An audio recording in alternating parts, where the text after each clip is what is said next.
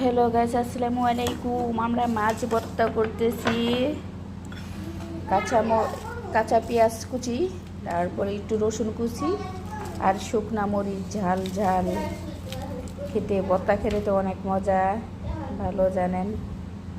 কে কে ভর্তা খেতে পছন্দ করেন আমাদের পাশে থাকবেন, লাইক কমেন্ট করবেন।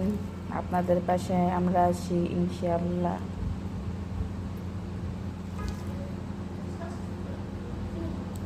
একটু ভাত খাওয়া দেখান।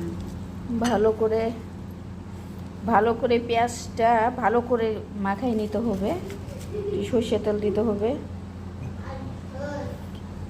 ভালো করে না মাখাইলে তো মজা হয় না। ভর্তা তো ভর্তাই, ভর্তাকে বেশি করে ভর্তা করতে হয়, তাহলে মজা হয়।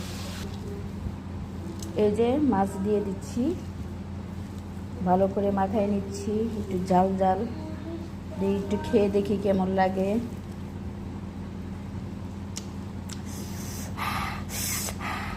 কি মজা ঝাল।